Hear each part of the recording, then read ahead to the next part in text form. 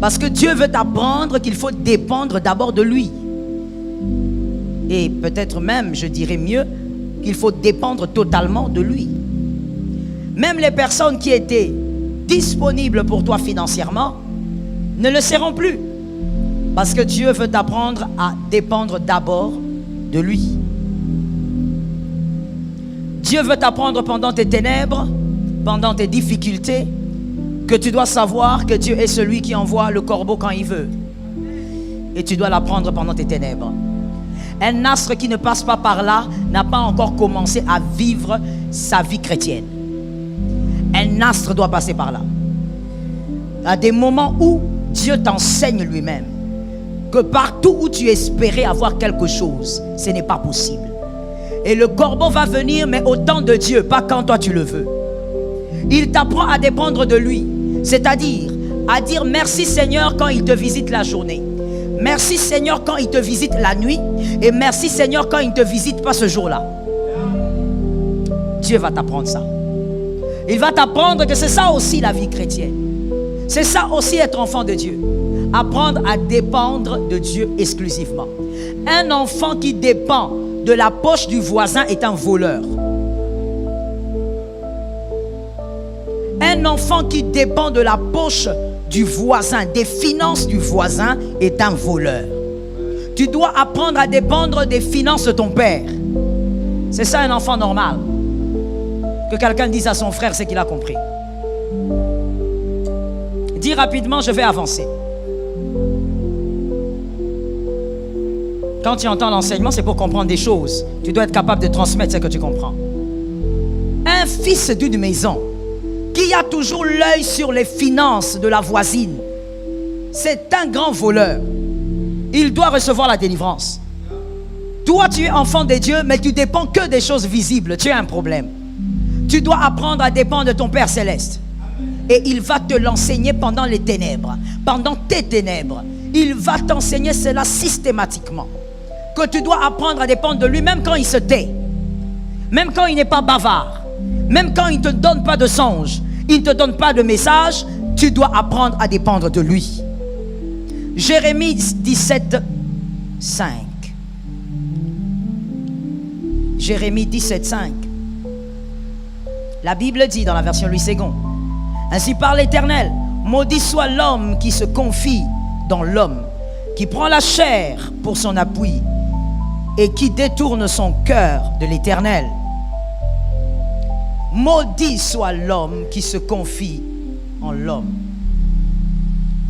La parole commence par dire maudit. Que quelqu'un me dise maudit. Dieu commence par dire maudit. Dieu dans ce verset ne dit pas pourquoi tu te confies en l'homme, pourquoi tu ne comprends pas. Dieu va directement commencer la phrase par une sentence: maudit. Tu es maudit, peu importe la justification que tu vas donner. Tu es maudit, peu importe les raisons que tu peux présenter. Tes raisons peuvent sembler correctes selon ta chair, mais Dieu dit tu es maudit. Qui est maudit? Celui qui s'appuie sur l'homme. C'est-à-dire que pendant tes ténèbres, pendant tes moments difficiles, au lieu toi de te focaliser d'abord sur Dieu, d'entrer d'abord en prière et d'écouter Dieu, toi tu dis j'ai des oncles, j'ai des tantes et je veux trouver des solutions. Dieu dit tu es maudit. Avant même de continuer la phrase et de dire ce qui va t'arriver, il dit d'abord tu es maudit. Et très souvent dans les moments difficiles, tu vas le constater tout à l'heure, dans les moments difficiles, dans nos épreuves, dans les ténèbres des astres, très souvent quand on est dedans, les choses ont tendance à s'empirer et tu vas comprendre. Tu es déjà maudit. Parce que quand tu passes des moments compliqués, au lieu de, oh my God, au lieu de parler à Dieu, tu te mets à parler aux hommes. Tu te mets à chercher la consolation auprès des hommes. Mon frère, il y a des choses que l'homme ne pourra jamais régler dans ta vie. Je n'ai pas entendu des amens. Alors peut-être que si tu n'es pas un astre, alors je demande les amens des astres. Il y a des choses qu'un homme ne pourra pas régler. Des petites paroles de consolation qui vont s'arrêter un soir. Et quand on est adulte, même dans le Seigneur et même dans la vie, à des moments on comprend qu'on n'a pas besoin d'une paracétamol. On a besoin d'une cure qui va nous guérir une fois pour toutes. Mais quand vous êtes gamin dans le Seigneur, vous avez besoin qu'on vous console tout le temps. Vous avez tout le temps besoin que les gens vous disent ça va aller, ça va aller, ça va aller. Il y a des moments où on n'a pas besoin de ça. On a besoin d'un remède. Voilà pourquoi Jésus est un remède. Non. Jésus est un remède. La croix est un remède. Voilà pourquoi à un moment donné, Dieu a dit non, ça suffit. Ce peuple n'arrive pas à être sauvé. Pourquoi? Parce que tous ces prophètes ne sont que des paracétamol. Je veux amener un remède définitif, une dose unique. Celui qui croit, il a la vie éternelle. Jésus est une dose unique.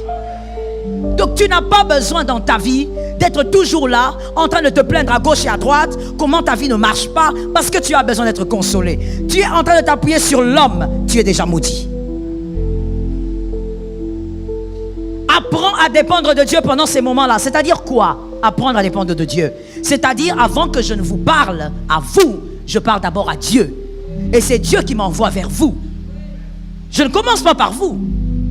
Dépendre de Dieu, c'est d'abord de parler à Dieu, madame, avant de venir vers moi qui est votre pasteur. Allez d'abord auprès de Dieu. Ne venez pas vers moi alors que vous n'avez même pas fait 3 minutes de prière avec votre Dieu. Allez d'abord auprès de Dieu et puis vous viendrez vers moi. Si évidemment Dieu vous envoie vers moi. C'est ainsi que la parole peut dire que Christ est le grand berger.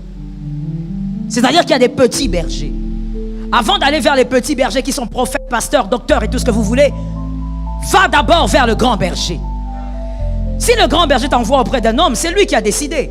Mais dépend d'abord du grand berger. Aujourd'hui, l'église d'aujourd'hui, c'est normal, c'est l'église de la fin des temps. Nous aimons d'abord dépendre des hommes. J'ai un problème, le premier réflexe, où est le numéro du pasteur? Le pasteur est un homme. Et tu peux appeler, on t'apprend qu'il est en train d'agoniser. Tu peux appeler, on t'apprend qu'il est en coma. J'ai besoin des amens. Quand je dis une vérité, j'ai besoin des amens. Que l'esprit du serpent te quitte au nom de Jésus. Le pasteur est un homme. Tu peux appeler, on te dit qu'il est dans le coma. Et on te demande même de venir prier pour lui. Dépends d'abord de Dieu avant de dépendre des hommes. Non, si on m'impose les mains, ça va marcher. Tu n'as pas besoin qu'on te pose toujours les mains. La foi va au-delà des impositions des mains. Crois d'abord. Et croire d'abord, c'est ça, dépendre d'abord de Dieu. Tu sais qu'il est invisible, mais il est là. Parlons de l'invisibilité.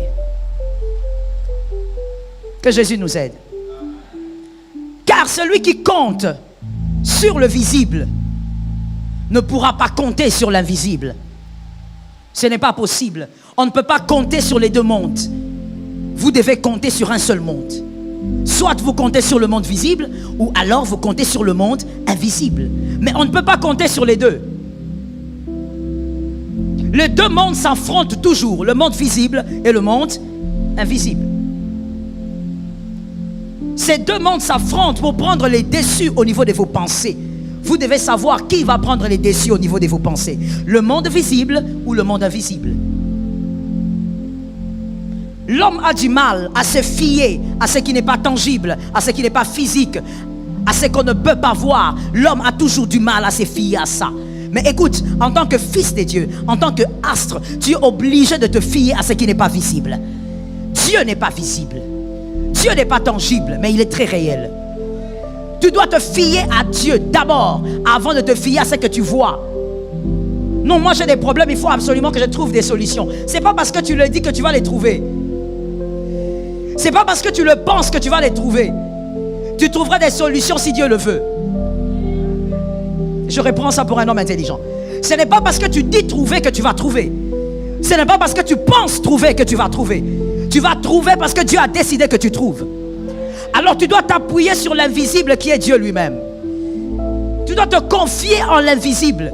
Croire que le Dieu invisible absorbe tout ce qui est visible. Ça tombe sur ta maison 2 fois. Tu dois croire que c'est ce qui est invisible, le Dieu invisible, qui façonne tout ce qui est visible. Attention à la chair. La chair te dira toujours, mais attends, tu as prié, c'est bien, mais voilà, le problème est encore là. Le problème est encore là, il va disparaître sous l'ordre de Dieu. Qui a entendu?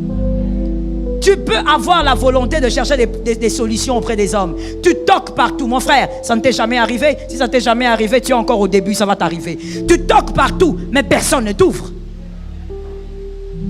N'avez-vous jamais entendu des gens dire « J'ai tout fait, mais je n'ai pas trouvé de solution ». Oui, parce que tout faire ne suffit pas. Il faut plutôt faire ce qu'il faut au bon moment. Et faire ce qu'il faut, c'est quoi? Croire en ce qui est invisible. Croire au Dieu invisible qu'il est capable d'agir. Oh non, je vais le dire autrement pour les astres. Que le Dieu invisible agit alors que le visible est en train de présenter le contraire. Dieu pour agir ne dépend pas de ce que tu vois. Dieu pour agir, il agit parce qu'il le décide. Tout simplement. Dieu, quand il agit même de manière contraire à tout ce qu'on voit. Tu dois croire en Dieu d'abord. Oh God. Tu dois croire d'abord en la phrase qui est sortie de la bouche de Dieu. Pourquoi Anne, ce jour-là, lorsqu'elle est sortie du temple, la Bible dit son visage n'était plus le même. Pourquoi? Parce qu'elle a cru que le Dieu invisible avait déjà parlé. Il a parlé à travers son serviteur, c'était fini. On ne dit pas que Anne a attendu. Voilà le problème que nous avons aujourd'hui en tant qu'astre. On attend d'abord de voir ce que Dieu a dit pour commencer à sourire. C'est comme ça que même dans le temple, dans l'église du Seigneur, les gens ont du mal à célébrer Dieu, ont du mal à rendre grâce à Dieu, parce que vous êtes focalisés sur vos problèmes. Dieu ne réglera pas votre problème parce que vous êtes triste. Je réponds à ça pour les astres. Dieu ne va pas régler votre problème parce que vous êtes triste. Votre tristesse n'intimide pas Dieu. Ce n'est pas un homme. Non, si je fais un visage là très triste, Dieu va comprendre. Dieu n'est pas intimidé par ça. Dieu est intimidé par la foi. Quand il y a la foi, il se manifeste directement. La Bible ne dit pas que Anne, elle a attendu de sentir que voilà, elle n'avait plus de menstrues. Non. La Bible dit, elle est sortie de ces lieux. À partir de l'instant, son visage n'était plus le même. La foi se manifestait même sur son visage. Pourquoi? Elle a entendu juste Dieu parler. Mais toi, tu es trop accroché sur le visible. Tu t'appuies trop sur le visible et tu t'appuies sur les hommes. Pire encore, tu es maudit. Tu t'appuies sur les hommes. Qu'est-ce que les hommes ont dit? Qu'est-ce que les hommes ont décidé? Ma situation. Ta situation n'est pas entre les mains des hommes. N'as-tu jamais vu de personnes étudier sans père, sans mère, sans soutien familial? Mais la personne étudie et elle finit ses études. Parce qu'elle s'est appuyée sur autre chose. Aujourd'hui, tu dois guérir de cette maladie. Et d'ailleurs, sortir de cette malédiction. Tu dois arrêter. Même la femme mariée, elle doit d'abord s'appuyer sur Dieu avant de s'appuyer sur son mari. On ne s'appuie pas sur un homme. C'est une malédiction. Tu es devenu comme Rachel. Rachel qui dit à Jacob, pourquoi tu me fais ça? Pourquoi je n'enfante pas? Jacob a dit, scandale, blasphème. Est-ce que c'est moi qui donne les enfants? Ça c'est la femme est comme ça. Surtout quand elle est mariée, elle croit que toute sa vie se résume auprès de son mari. Tu n'as pas à t'appuyer sur ton mari d'abord. D'abord c'est Dieu. Ensuite c'est l'homme. J'ai besoin des amens. D'abord Dieu, ensuite l'homme. Tu ne peux pas t'appuyer sur un homme. Tu as toi-même signé ton arrêt de mort. Tu as toi-même signé tes limites sur terre. Si tu t'appuies sur un homme, ton chemin ne sera pas long parce que tu es maudit. Maudit par qui? Par Dieu lui-même. Regarde ton voisin et dis-lui, sors de la malédiction. C'est une malédiction. Maudit soit l'homme, maudit soit l'astre qui va s'appuyer sur l'homme et qui peut dire, cet homme va me positionner. Cet homme fera de ma vie quelque chose. Mon Dieu, quel est cet homme qui peut faire quelque chose de ta vie? Quel est cet homme qui peut positionner ta vie? S'il peut positionner ta vie, c'est qu'il a aussi le souffle de vie entre ses mains. Mais s'il n'a pas le souffle de vie entre ses mains, c'est qu'aucun homme ne peut positionner ta vie. Je répète cela pour un homme intelligent. Aucun homme ne peut positionner ta vie. Le positionnement de ta vie dépend d'abord de la décision céleste. L'homme n'a été qu'un instrument. Yes. Il n'a été qu'un instrument. Non, il m'a béni. Ce n'est pas lui qui t'a béni, c'est Dieu qui t'a béni et cet homme est un instrument. Ce n'est pas l'homme qui t'a donné des enfants, c'est Dieu qui t'a donné des enfants. Cet homme est un instrument. Ce n'est pas toi qui es allé accoucher. Voilà pourquoi Dieu lui-même dit, je ne peux empêcher une femme d'enfanter. C'est moi qui fais naître. Il n'a pas dit c'est la femme forte qui fait naître. Il dit c'est moi. Ce n'est pas toi qui es allé accoucher. Tu es entré, mais il y a quelqu'un qui a fait l'accouchement à ta place. Il y a quelqu'un qui a sorti cet enfant-là. Tu dois dépendre de Dieu. Et non dépendre de ce que tu vois à cause de ta situation actuelle. Même si ta situation est chaotique, il y a un Dieu élevé. Je bénis ceux qui ont entendu. Apprends à te confier d'abord auprès de Dieu. Tu as un problème, va d'abord auprès de Dieu. Fais même 3 minutes dans ta chambre, parle d'abord à Dieu. Je rentre vers le mariage. Non, j'ai trop parlé à ma femme, elle ne change pas. Voilà certains hommes. Non, j'ai trop parlé, je suis fatigué. Eh bien, tu as trop parlé, c'est ça le problème. Il fallait même pas trop parler. Il fallait d'abord commencer à parler au bon endroit. Avant de faire des reproches à ta femme, dis à Dieu, Seigneur, change ma femme. C'est lui qui touche les cœurs. Tu peux faire des reproches toute ta vie, elle ne changera pas. Dis d'abord à Dieu, Seigneur, change cette femme, je n'en peux plus. Tu vas auprès de ton mari, il ne fait rien pour moi, il ne s'occupe pas de moi. Voilà le problème. Parce que tu veux d'abord qu'un homme s'occupe de toi. Dis d'abord à Dieu, Seigneur, je veux que tu t'occupes de moi. Si tu vas le faire par cet homme, je veux alors que ça se fasse. Confie-toi d'abord auprès de Dieu. Attends-toi à Dieu. Il y a quelqu'un qui va dire, oui, moi je m'attends à Dieu. Tu t'attends à Dieu alors que quand tu as des problèmes, ton téléphone est toujours là devant toi. Tu attends que ton oncle t'appelle. Et quand il fait maintenant 6 heures du soir, tu dis, mais comment est-ce que ça se fait que tel ne m'a pas appelé? Je croyais qu'il allait m'envoyer même un $5. Tu t'attends à Dieu? Non, je crois que tu confonds les choses. C'est pas comme ça qu'on s'attend à Dieu. Quand on s'attend à Dieu, on n'a pas de joker. Son joker, c'est Dieu. Oui, je réponds pour toi qui étais 4e de la classe dans une classe de 4 élèves. J'ai dit, quand on s'attend à Dieu, on n'a pas de joker en tête. On ne se dit pas, oh certainement tel, si tel m'oublie, celui-là ne m'oubliera pas. C'est pas ça. S'attendre à Dieu, c'est voir Dieu d'abord. Dieu seul, Dieu d'abord. Et Dieu va s'arranger s'il va toucher les hommes. Est-ce que quelqu'un m'entend? Celui qui s'attend à Dieu n'est pas rancunier. Que quelqu'un me dise, n'est pas rancunier. Tu es en retard, dis-moi, n'est pas rancunier. Celui qui s'attend à Dieu n'est pas rancunier. Pourquoi? Parce qu'il ne s'attend pas aux hommes. Tu me donnes, c'est bon. Tu me donnes pas, je ne comptais pas sur toi. Mais voilà pourquoi tu es malade. Voilà pourquoi tu as des maladies. Parce que tu t'attends aux hommes. Non, j'étais en train de trimer ici vraiment. Même les sœurs de l'église n'ont pas vu. Pourquoi tu t'attends aux sœurs de l'église? Qui t'a créé? J'ai entendu 2 réponses. Qui t'a créé? Qui t'a donné la vie? Qui t'a amené jusqu'à cet âge? Mais alors parle à Dieu. Pourquoi tu t'attends à l'appui de l'église? Non, l'église ne m'a pas aidé. Ce n'est pas l'église qui te fait vivre. C'est un Dieu qui te fait vivre. Voilà pourquoi des fois, nous nous plaignons, nous avons des cœurs noirs. Au lieu d'être délivrés, rancuniers pour rien. Non, j'ai souffert, je n'ai vu personne. Toi, tu voulais voir qui? Tu ne lis pas bien la Bible, mon frère. Tu voulais voir qui? Si les frères viennent te faire du bien, c'est parce qu'ils le décident, gloire à Dieu. Mais ne t'attends pas à ça. Ne t'attends pas à ça. Fais ta vie avec Jésus. Que Jésus t'envoie les hommes qu'il veut. Est-ce que quelqu'un m'entend très bien? Tout le temps sur les jupes des gens, sur les pantalons des gens. Pourquoi tel ne m'a pas aidé? Pourquoi tel n'a pas fait? Pourquoi tu vis comme ça? Mon souci ce soir, c'est que quelqu'un soit délivré. Pourquoi tu vis comme ça?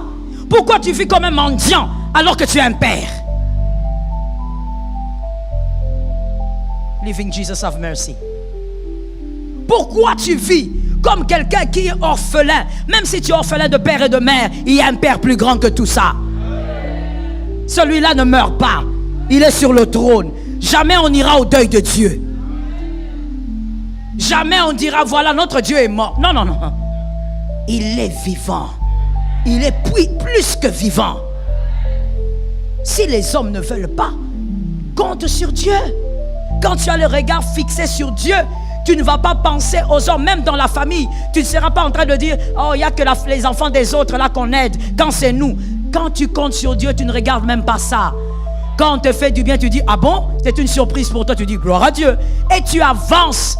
Ton cœur n'emprisonne pas les hommes. Tu sais pourquoi tu as beaucoup de gens dans ton cœur que tu emprisonnes? Parce que tu indexes toujours les gens. Il faut qu'ils m'aident. Il faut. Je veux te guérir avec une parole. Et même si tu ne guéris pas, le Saint-Esprit va le faire. Personne n'est obligé de t'aider. Personne. Sur la terre des hommes ici, personne. Personne n'est obligé. Pourquoi tu vis avec ce genre de système de pensée? Qui t'a communiqué ça? Est-ce la famille? Qui t'a communiqué ça? Que les gens sont obligés de voir. Les gens sont obligés. Mon frère, je ne suis pas en train de tuer la compassion. Je suis en train de te parler des valeurs que doivent avoir un astre. Si les gens compatissent, tu acclames Jésus. Mais si les gens ne te regardent pas, tu avances avec Jésus. Tu es focalisé sur Jésus. Les gens de personnes qui réfléchissent comme ça ont moins de problèmes même dans l'église locale. Ah oui, tu me vois pas, je passe. Tu es là à l'église, tu dis, ah, moi j'étais là debout, mon frère est passé avec sa voiture devant. Frère, si le frère là te transporte, gloire à Dieu. S'il te transporte, c'est sa voiture qu'il passe. Mais le problème avec toi, c'est que tu t'appuies trop sur les hommes. Tu t'appuies tellement sur les hommes que tu n'as que des béquilles faibles. La Bible dit, l'agneau de Dieu est la béquille du boiteux. Tu lis la Bible ou tu ne lis pas? Si tu lis, tu vas dire amen à ce verset. Il est la béquille du boiteux. Cette béquille-là, même quand le boiteux va vieillir, la béquille sera solide. I like it. Même quand le boiteux aura des rides, même quand le boiteux aura des cheveux blancs, la béquille, elle ne vieillit pas. Jésus de Nazareth, l'homme de Galilée. Appuie-toi sur Jésus. Ça va t'épargner beaucoup de blessures inutiles de l'âme. Non, mais quand j'étais dans des problèmes, il n'y a personne, il n'y avait que la sœur Marianne qui était venue. Tu comptes même. Donc toi, tu es au niveau où tu comptes même les gens qui sont venus te voir. C'est trop triste. Tu es trop loin. Tu les comptes. Mais tu es encore trop loin parce que tu as une longue vie à vivre. Tu les compteras encore. Il arrivera des moments où même cette personne-là ne viendra pas. Pourquoi tu les comptes? Oh Jesus. Écoute une sagesse de la vie à retenir, à l'enseigner à tes enfants si tu le peux. Celui qui vit bien, qui vit en paix avec son âme et avec les hommes, c'est celui qui trouve toujours des bonnes raisons à placer sur l'erreur des autres. Qui n'a pas compris? Lorsque tu veux vivre en paix avec les hommes, arrête d'être là à commencer à compter leurs erreurs. Tu finiras d'abord par blesser ton âme inutilement et tu en auras encore et encore ce genre de problème. Mais voici comment vivre en paix. Quand quelqu'un fait des choses, trouve une bonne raison à poser sur ça. Non, j'étais malade, ils ne sont pas venus, ils étaient certainement occupés. Pourquoi? Parce que tu ne comptes pas sur les hommes. Et d'ailleurs, même quand tu es malade, qu'on vienne te voir ou pas, mon frère, c'est la visite là qui va te guérir. Toi, tu as besoin de guérison, de consolation. Non, j'ai besoin d'entendre. Tu as besoin de guérison, de consolation. Tu as besoin de guérison. Tu te plains de quoi? Grandis un peu. Non, je dis, ah, dans ma campagne, pas de bébés comme ça. Je dis, grandis un peu. Qu'on vienne te voir, c'est bon. Mais toi, la personne, tu ne dois pas t'appuyer sur ces choses pour nourrir ta foi. Guéris. Tu as besoin de la guérison quand tu es malade. Et celui qui guérit, c'est celui qui est avec toi dans la chambre. L'Éternel des armées, oh God, quel comportement. Nous sommes en train de nous plaindre des hommes qui ne nous visitent pas alors qu'on a un roi dans la chambre. Tu as besoin de l'esclave alors que tu as un roi dans la chambre. Je reprends encore, Jésus est roi. Je disais Jésus est roi. Dans ta chambre là quand tu es malade, il est là. Qu'est-ce que tu veux? Qu'on t'amène du jus, des bananes? Il faut grandir. Lorsqu'on s'appuie sur Dieu, la vie devient tellement facile. Oh, I praise Jesus. La vie devient tellement facile. Je compte sur Dieu, je m'appuie sur Dieu, je regarde qu'à Dieu. Tu béniras le Seigneur pour ce que tu auras et tu continues ta petite vie. Ta vie ne dépendra pas de ce que tu portes, de ce que tu ne portes pas. Tu dépends de Dieu. Et celui qui dépend de Dieu apprend même à être content. Il entre dans le mystère de ce verset qui dit « Soyez toujours joyeux ». Il est toujours joyeux. Vous croyez que c'est parce qu'il n'a pas de problème? Non, il a compris un secret que vous n'avez pas compris. Il compte sur Dieu. Pendant qu'il est en train de manquer de vêtements, est-ce que Dieu ne sait pas? Merci ma soeur. Pendant qu'il est en train de manquer quoi, payer les frais scolaires de ses enfants, est-ce que Dieu ne sait pas?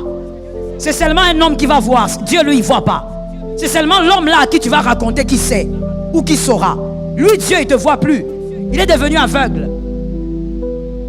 Pendant que tu manques même, je ne sais pas, de quoi payer les cahiers de ton enfant, Dieu ne voit pas.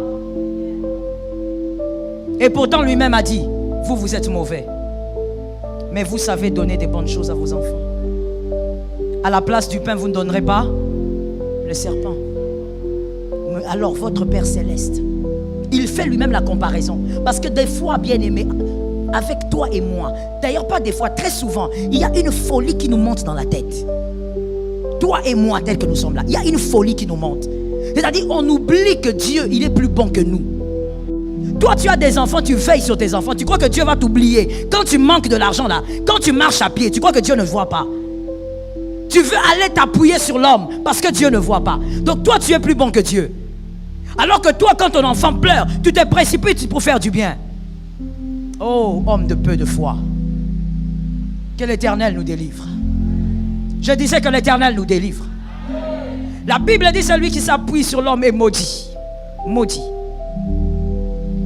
Et lorsque vous êtes maudit, mon frère, c'est ça le problème, c'est qu'on oublie ce verset. En fait, on a tellement banalisé le fait de s'appuyer sur l'homme qu'on pense toujours à la malédiction de la sorcière, à la malédiction des limites de famille et tout ce que vous voulez. Mais on a oublié que là, il y a une malédiction très puissante qui plane souvent sur plusieurs enfants de Dieu, qui viennent à l'église et qui donnent les têtes maudits. Parce qu'ils s'appuient sur les hommes. La Bible dit, tu es maudit. Et quand tu es maudit, qu'est-ce qui se passe? Quelle tragédie. Moi, j'ai souvent dit, quand l'homme te maudit, Dieu est là. Quand le sorcier te maudit, Dieu est là. Et quand Dieu te maudit, non, donne-moi un nom. Quand Dieu te maudit. Et vous voyez dans ça, il y a une calamité. La calamité et la tragédie, c'est quoi? C'est que quand vous êtes maudit par Dieu, des fois même vous ne le savez pas. Vous croyez que votre vie est normale. Vous croyez que vous devez aller de retraite en retraite. Or, vous êtes maudit par Dieu. Dieu est fâché contre vous. Parce qu'à un moment de votre vie, vous vous êtes appuyé sur l'homme. Je te pose d'abord une question. Je dis ce soir, et même pas seulement ce soir, tout le séminaire est un séminaire de conscientisation. Dis-moi, toutes les fois où tu t'es appuyé sur l'homme, est-ce que tu as déjà demandé pardon? Est-ce que tu t'es déjà repenti? Mais tu jeûnes, tu entres en prière, tu entres en retraite. Alors que Dieu est contre toi. En 2016, tu t'étais appuyé sur un homme. Mais tu n'as jamais demandé pardon. Jusqu'aujourd'hui. En 2005, tu t'étais appuyé sur un homme. Dieu t'avait dit des choses, tu n'as pas obéi. Tu es allé chercher la solution par toi-même. Est-ce que tu t'es repenti? La malédiction plane sur plusieurs. Avant de chercher la sorcière, regarde d'abord ta propre vie par rapport à ce verset. Lorsque la malédiction plane sur votre tête, parce que vous vous êtes appuyé sur l'homme, la première chose qui arrive, les destructeurs, c'est-à-dire les démons de la destruction, ils viennent dans votre vie. Pourquoi? Il y a une brèche qui est ouverte. Aucun démon ne peut toucher un astre. Aucun démon ne peut toucher un élu. Mais lorsque l'élu ouvre des brèches, les démons peuvent toucher. Et tout ce que les démons attendent, ce sont des brèches que vous ouvrez. Lorsque tu tombes dans ça, même le diable dit, voilà, amenez-moi Jérémie. Amenez-moi Jérémie 17,5. Et le diable présente, voici Jérémie 17,5. Voici ce que Laetitia a fait. Elle est allée s'appuyer sur sa tante, alors que toi tu lui avais promis autre chose. Jérémie 17,5 dit, elle est maudite. Donc, on a le pouvoir d'entrer dans sa vie maintenant. Et ils viennent dans ta vie, les destructeurs. Que quelqu'un me dise les destructeurs. Non, dis-le bien que tu sois délivré de quelque chose. Les destructeurs viennent. La première chose qu'ils font, c'est que quand ils viennent dans tes ténèbres, alors que tu traverses déjà les ténèbres des astres permis par Dieu, et ils vont ajouter leurs ténèbres. C'est là où tu constates, tu as des problèmes, mais tu continues de t'enfoncer. Tu vas problème sur... Au lieu même que tu sois comme le peuple d'Israël. Mon frère, normalement, un enfant de Dieu, un nasre ne peut pas vivre dans une malédiction pareille. La Bible est là, tu devrais lire la Bible. Et tu vas comprendre qu'il y a des choses qui t'arrivent, c'est pas normal. Tu es déjà sous une malédiction biblique. Et les ténèbres sont venues. Même les enfants d'Israël dans les déserts, ils étaient en train d'aller vers Canaan. Mais la Bible dit, les vêtements ne faisaient pas quoi? Ne s'usaient pas. Les chaussures ne s'usaient pas. C'est-à-dire que dans les ténèbres des astres, dans les ténèbres que Dieu permet, même quand tu vis des difficultés, Dieu va toujours te donner une eau douce. Mais toi, tu vas remarquer, si tu es sur la malédiction de Jérémie 17:5, les ténèbres vont s'amplifier. Tu vas de problème en problème. Tu étais dans le quartier, tout le monde t'accuse que tu as fait des choses bizarres alors que tu n'as pas fait. Après 2 jours, on vient t'arrêter. Un autre problème, un autre dossier que tu ne connais pas. Tu es en train d'aller sur problème. Les ténèbres se sont amplifiées parce que tu es sous une malédiction. Dieu lui-même est contre toi. Les destructeurs sont venus amplifier les ténèbres. Ils ont ajouté les leurs. Il n'y a plus de paix pour toi. Que l'Éternel guérisse quelqu'un. C'est la malédiction de Géasi. C'est-à-dire, Géasi voulait les vêtements parce que nous supposons qu'il n'avait pas ce genre de vêtements. Mais qui avait permis qu'il manque ce genre de vêtements? Ça, c'est Dieu. C'était les ténèbres de Géasi. Mais à un moment donné, puisqu'il n'avait pas compris, Géasi a quitté du manque de vêtements vers la lèpre. Mon frère, tu es lépreux. Il faut que Dieu te guérisse aujourd'hui. J'ai entendu 2 amens. Ton orgueil va te tuer. Je dis, tu es lépreux. Il faut que tu guérisses aujourd'hui. Tu as quitté du manque de vêtements somptueux, comme Géasi. Tu es entré dans la dimension de la lèpre. C'est-à-dire, le manque de vêtements, ce sont les ténèbres des astres. Dieu a permis. Ce sont les épreuves de ta vie. Mais tu quittes là. Tu entres dans la malédiction. Lèpre. Pourquoi? Parce que tu ne sais pas comment t'appuyer sur Dieu. Comme Géasi. Géasi ne savait pas comment s'appuyer sur Dieu. Je manque de vêtements somptueux. Les autres en ont. Mais je m'appuie sur Dieu.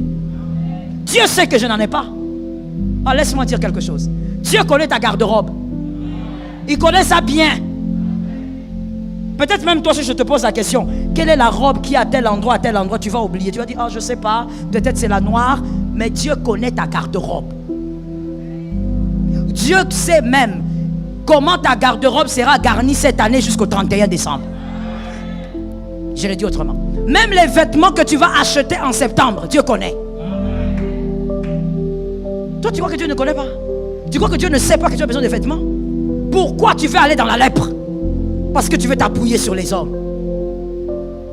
Voilà pourquoi je dis, j'ouvre une parenthèse en disant, un astre ne doit pas être envieux. Un astre ne doit pas être. Tu n'as pas ce pantalon-là, reste là. Contente-toi de ton pantalon.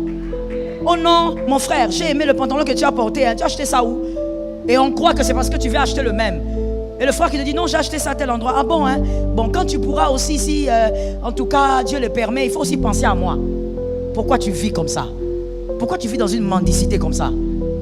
Parce que tu ne sais pas compter sur Dieu. Tu es là dans ton coin. Surtout avec ces téléphones, ces smartphones. Tu es là, Dieu t'a donné ce que tu as là. Gère ce que tu as là. Toi non. Tu commences à regarder là-bas. Ah, les téléphones là vraiment, si je pouvais aussi l'avoir. Ton cœur commence à chauffer pour quelque chose que tu ne peux pas avoir. Que quelqu'un dise à son âme, ce que je ne peux pas avoir, ce n'est pas à ma portée. J'ai entendu seulement Lionel.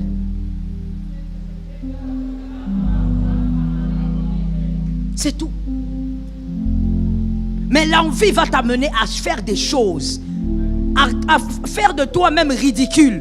Tu te transformes en un homme ridicule alors que tu es créé à l'image de Dieu. Ce que tu n'as pas, reste là. Dieu sait que tu n'as pas. Tu commences à aller creuser même là où on ne creuse pas. Est-ce que quelqu'un m'entend bien? Que l'envie quitte vos cœurs au nom de Jésus. J'ai entendu 2 personnes. Que l'envie quitte vos cœurs au nom de Jésus. Contente-toi de ce que Dieu t'a donné. Il Il y a quelque chose moi qui m'étonne sur la terre des hommes. Sous le soleil, ça m'étonne toujours. Et je crois que ça m'étonnera toujours. Tu envies les vêtements. Tu envies les smartphones. Tu envies. Mais pourquoi ça ne t'arrive pas d'envier les bons caractères là que les autres ont? C'est aussi à envier, non? Pourquoi tu ne peux pas envier? Tu te dis, ah, comment cet homme-là vraiment il est patient comme ça? Comment cet homme-là aime Dieu comme ça? Toi, non. Toi, tu n'envies que les choses matérielles. Ton cœur va gonfler. Est-ce que quelqu'un m'entend?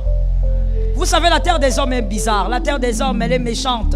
Depuis que Adam et Ève ont péché, il y a trop de bizarreries sur la terre. Toi, tu vas aller comme ça. Tu dis, ah, sœur Marianne, vraiment, j'ai aimé ta robe. Est-ce que tu peux pas aussi, quand tu iras, acheter aussi pour moi? Elle dit, ok, il n'y a pas de problème. Si Dieu permet, je vais acheter. Mon frère, après un moment, tu remarques, ma sœur, puisque c'est une sœur qui demande une robe. Après un moment, tu commences à remarquer que quand tu vas saluer la sœur Marianne, elle change des chemins. Je sais que tu as déjà remarqué ça pour toi-même. Pense à ça pour toi-même. On ne veut pas te le dire, mais dès que seulement même le frère Lionel te voit, il change. Il crée une occupation. Tu n'as pas compris, je vais expliquer. Par exemple, là à l'église, à la fin du culte, il est là, le frère Lionel est en train peut-être d'attendre quelqu'un. Dès que toi tu approches, parce que ça s'est déjà répandu, c'est que tu ne sais pas, c'est ça. Que quelqu'un me dise, les hommes sont compliqués. Voilà pourquoi il faut vivre avec la sagesse sur la terre. L'homme est compliqué. C'est que tu ne sais pas, c'est que ça s'est déjà répandu que yo sengaka. Mais ça tu ne le sais pas. Que ça s'est répandu que toi tu demandes trop. Et tu demandes tout. Et maintenant, dès que le frère Lionel va te voir là, même s'il attendait quelqu'un, il fabrique. Sœur Léonce, viens un peu. Il se déplace. Pourquoi? Parce qu'il sait que si tu viens là, ça sera, donne-moi ceci. J'aime ton stylo, j'aime tes baskets. Toi, tu aimes toujours tout ce qui est chez les autres. Apprends à te contenter de ce que Dieu te donne. Vous savez, quand quelqu'un commence à aimer vos baskets, il aime vos habits, il aime vos cheveux, il aime votre montre, il aime votre bague, même votre bague d'alliance, il aime. Il va commencer un jour à aimer votre mari, il va aimer votre femme. Toi, tu aimes tout ce qui est chez les autres. Regarde aussi ce qui est chez toi et contente-toi de ce que Dieu t'a donné. Je veux que quelqu'un dise à un voisin, contentons-nous de ce que Dieu nous donne. J'espère qu'un astre sera parlé. Qu'un autre astre dise, je dois me contenter de ce que Dieu me donne. Oui. Oh. Tu es là comme ça, tu es assis, tu commences à regarder les écouteurs de l'autre. C'est quelle marque? J'aime tes écouteurs. Merci. Ce sont des bleus. Ça se voit que c'est bleu. Mais ton problème c'est quoi? L'envie. Tu ne sais pas regarder ta poche. Tu ne sais pas te contenter de ce que tu as. Tu as toujours les yeux par-ci. Que Dieu te délivre au nom de Jésus. Lorsque on est maudit par Dieu, oubliez de ce verset, parce qu'on s'appuie sur les hommes. La deuxième chose que les destructeurs font, les esprits impurs, ils vont imposer l'atmosphère de la destruction dans ta vie. On les appelle les destructeurs. Ils vont imposer l'atmosphère de destruction. Tu vas remarquer que même dans ta maison, tout s'est détruit. Même à l'occasion de rien. Tu te réveilles le matin. Non, d'abord, avant de te réveiller, tu vas d'abord dormir. Tu vas dormir, tu regardes ta télé jusqu'à, je sais pas, peut-être 22 heures. Tu te réveilles le matin, tu allumes la télé est abîmée. À l'occasion de rien. Tu vas toucher à la radio, c'est abîmé. En fait, autour de toi, tout commence à faire quoi? Voilà. Tu ouvres ta valise ou ta garde-robe. Les vêtements que tu aimes, mangés par les rats. Des rats que tu n'as jamais vu circuler dans la maison. Donc tu ne comprends pas pourquoi tout autour de toi s'abîme. Mon frère, c'est un très mauvais signe que tout autour de toi s'autodétruit. Ce n'est pas normal. Dieu n'est pas le Dieu de la destruction. Même à la croix, là où il y avait une totale destruction de la chair de Jésus, Jésus a donné la vie aux brigands. Je bénis l'âme qui a entendu. Même à la croix, le symbole d'une malédiction, d'une grande destruction, Jésus a donné la vie à la croix. Ce n'est pas normal que toi dans ta vie, tout s'est détruit. Quand seulement, ce n'est pas parce que tu touches, hein. Tu constates seulement que tout ce que toi tu as commence à s'auto-détruire. il y a un problème. Au lieu d'évoluer, tu rachètes ce que tu avais déjà. C'est une malédiction. La vie est une vie d'évolution.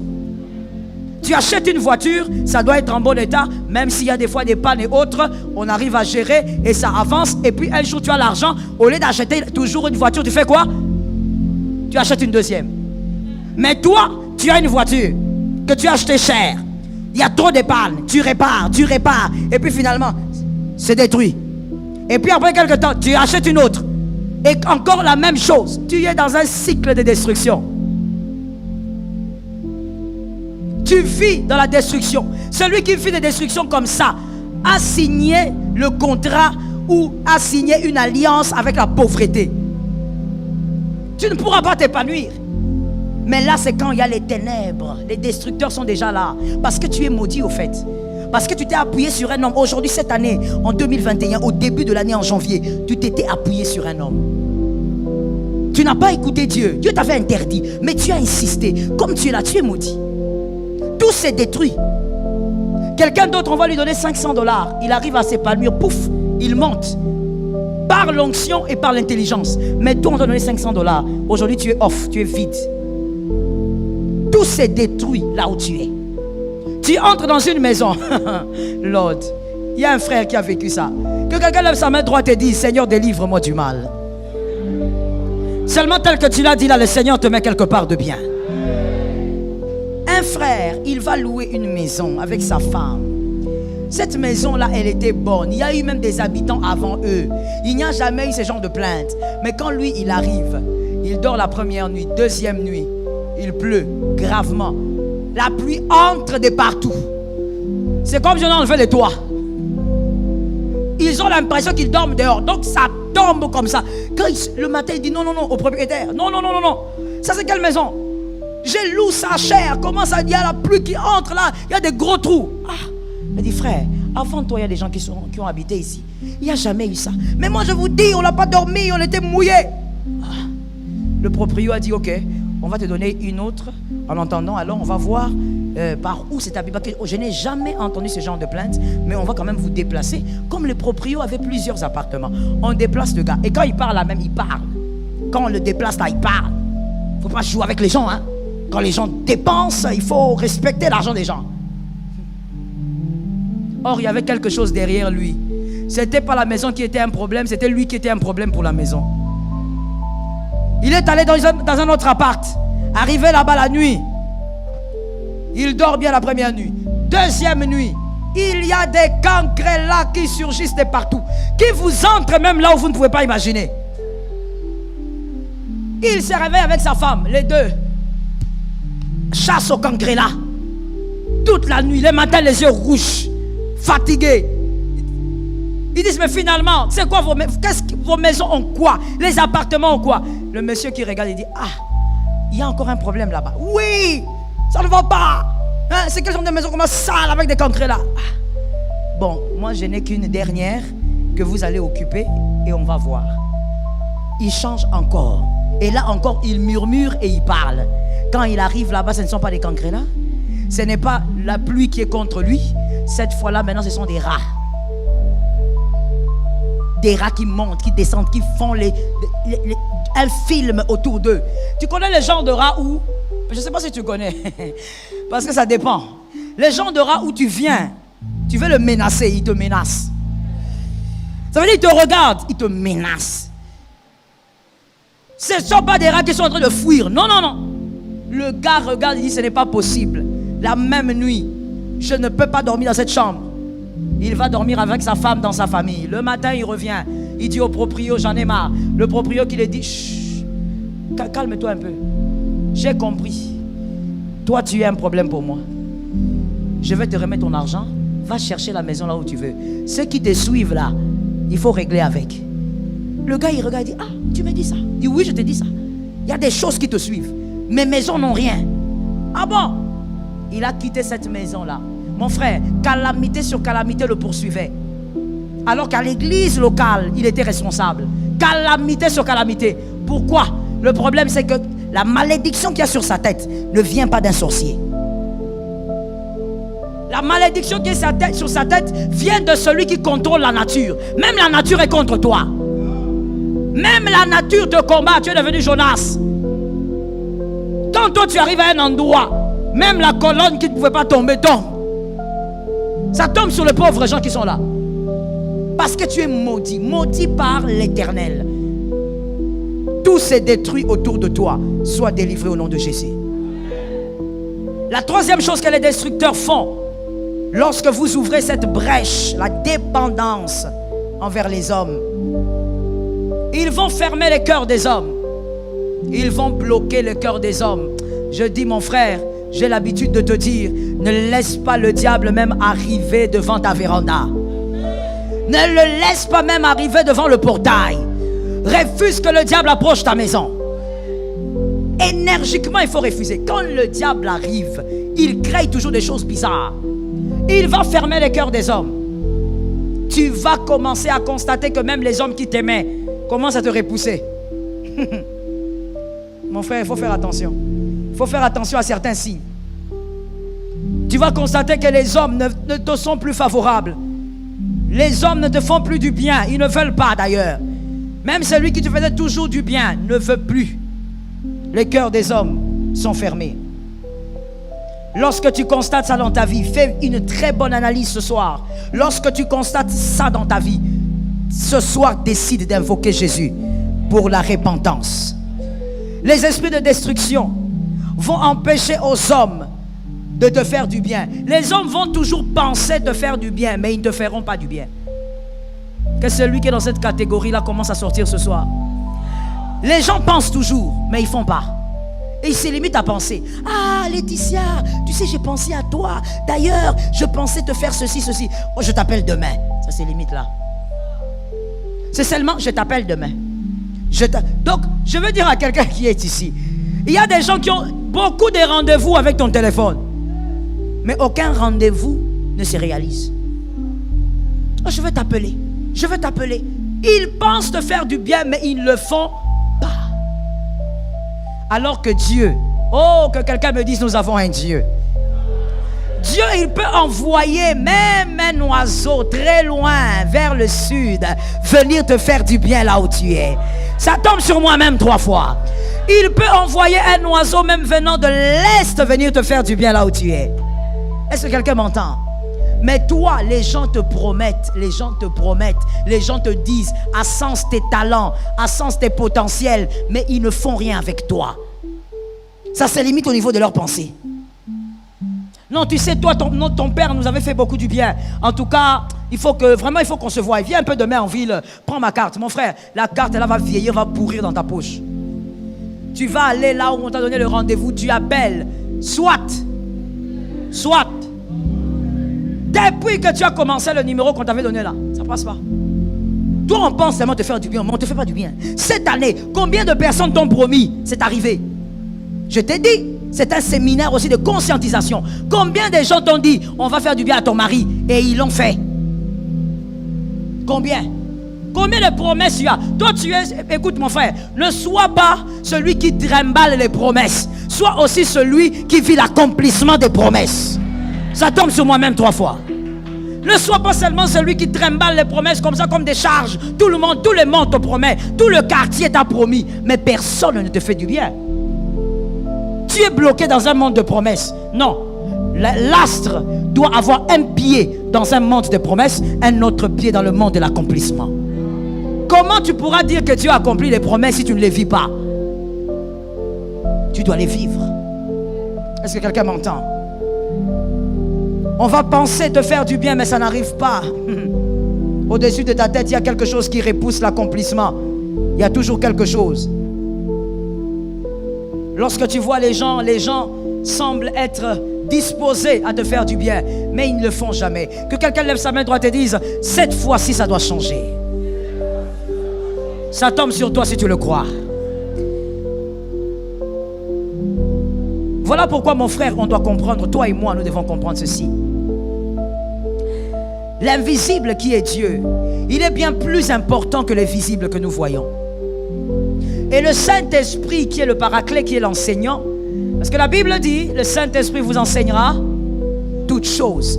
Ce n'est pas seulement la parole de Dieu, mais il vous enseignera aussi à dépendre de Dieu. C'est le Saint-Esprit, quand ton cœur va commencer à chauffer là, parce que tu manques même $2, il va te dire calme-toi, ça va aller. Calme-toi, ça va marcher. T'en fais pas, tu n'es pas en retard. Calme-toi. Le Saint-Esprit n'est pas seulement celui qui donne des miracles, il est celui qui t'enseigne à te calmer. Non, le foyer ici, ça ne va pas. Le Saint-Esprit te dit calme-toi. Calme-toi, ça va aller. Le Saint-Esprit t'enseignera toutes. Et quand on dit toutes choses, c'est toutes choses. Il ne faut pas exclure des choses. Il t'enseigne tout. Il t'enseigne même à dépendre de Dieu. Oh mon Dieu. Le Saint-Esprit, une fois il m'a fait ceci. Il m'a dit, pour ce problème ici, attends, ne cherche personne, reste là. Moi j'ai dit ok, je vais rester là au nom de Jésus. Je vais rester là au nom de Jésus. Après 3, 4 jours, 1 semaine, 2 semaines, j'ai dit je vais mourir. Il faut vraiment que je cherche quelqu'un. Je dois absolument trouver. Le Saint-Esprit, je me rappelle encore, il n'est plus venu me dire reste là. Il s'est tué. Je suis parti. Mon frère, le genre de réponses que j'avais reçues, j'ai eu pitié de ma vie. Donc j'ai pris ma vie quoi. J'ai regardé ma vie. J'ai eu pitié de ma vie. J'ai donné raison au Saint. Ça veut dire tout au long de mon retour. Tu vois le chemin retour là. Il t'est déjà arrivé de rentrer chez toi. Maintenant tu ne regardes pas la route, mais tu ne sais pas où tu vas. À un moment donné, tu tombes même dans les caniveaux. Parce que tes pensées sont ailleurs. Donc le chemin retour là, je suis en train de me dire qui m'avait. Ah, c'était déjà arrivé. Qui m'avait envoyé? Je commence à penser à la manière dont je m'étais habillé pour partir. Je commence même à maudire comment je m'étais habillé là. Ça veut dire que tu regrettes tout ce que tu avais fait pour aller voir la personne. Parce que tu as eu une réponse qui boucle. Vous connaissez ce que c'est les réponses qui boucle ou vous ne connaissez pas? Tu connais le kibuki? Tu connais ou tu ne connais pas? C'est quoi le kibuki? Maman, moi je ne trouve pas ça seulement carré. Ça veut dire que le jour où j'ai touché cette histoire-là, maman, ça c'est pas les pains. Ça c'est une pierre. Dure comme ça là. Ça peut te donner même des coliques. Ça veut dire que la personne te donne une réponse cash. Donc le Seigneur s'organise. Que quelqu'un me dise s'organise. Le Seigneur s'organise pour que tu n'oublies jamais la gifle que tu auras. Donc ça reste sur toi, tu médites dessus, tu fais 1 semaine pour oublier. Tu te poses la question, qui m'avait envoyé? Jésus a toujours raison.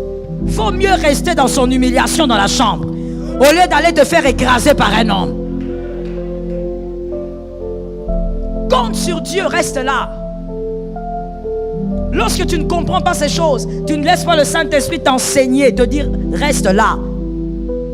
Oh mon Dieu, les cœurs des hommes se ferment.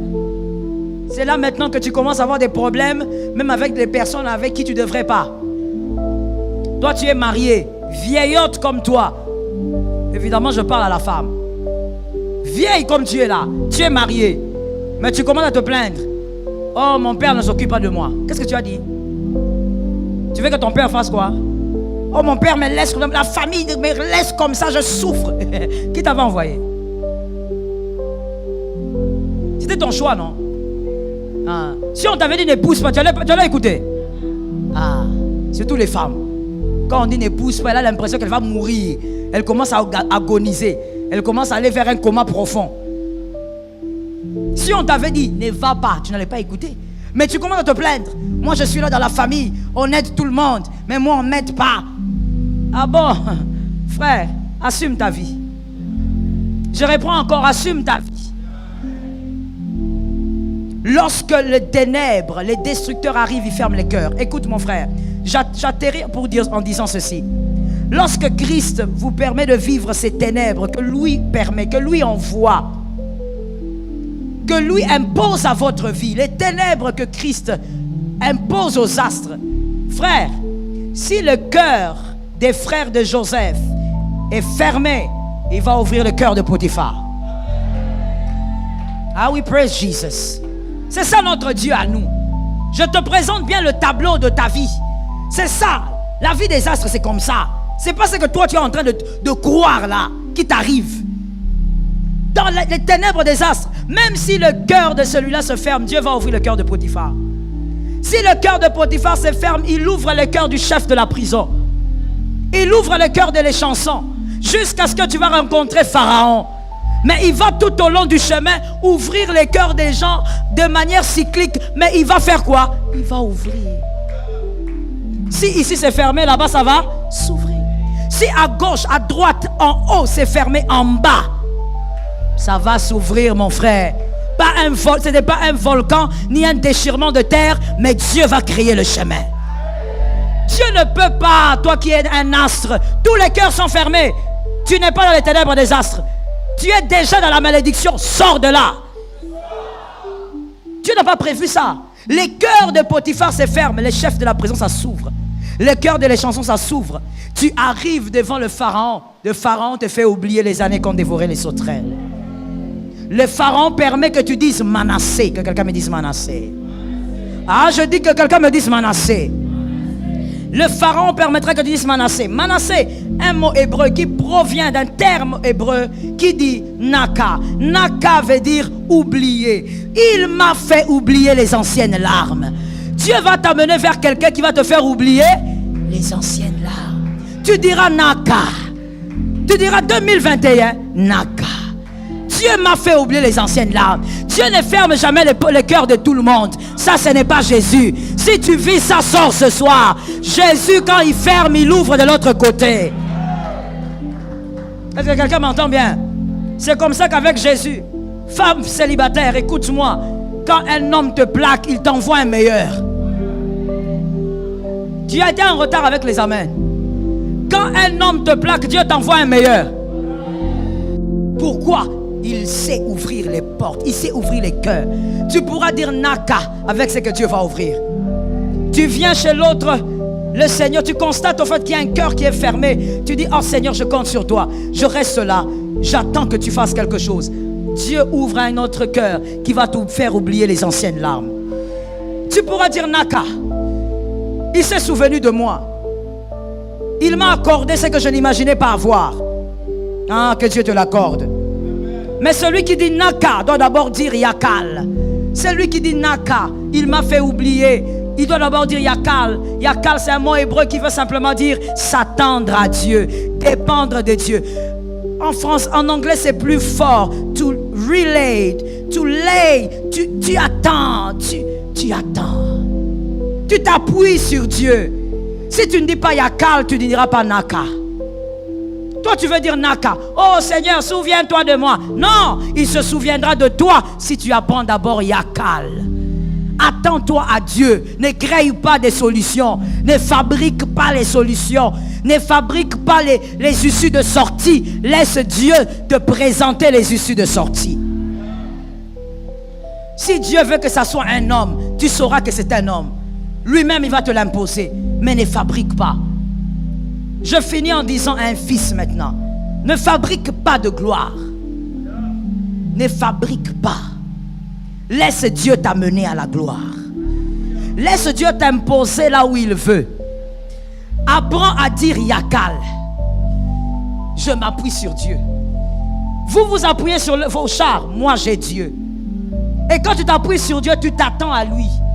Et il va te faire oublier les anciennes larmes. Tu pourras dire Naka cette année. Tu pourras dire, je ne pensais pas qu'un jour je pouvais oublier cette douleur. Oh oui, mon frère, ça t'arrivera. Tu vas oublier cette douleur-là. La douleur qui t'a empêché de manger pendant plusieurs jours. Mais un jour, tu diras, ah, Naka, il m'a fait oublier les anciennes larmes. Il a pensé à moi et il m'a fait oublier les larmes qui m'ont rendu incapable d'espérer à un moment donné. Dieu fait oublier les anciennes larmes. Mais les anciennes larmes ne peuvent pas s'oublier si vous avez vos regards fixés sur les hommes. Que Jésus nous délivre ce soir et que Jésus délivre ton âme.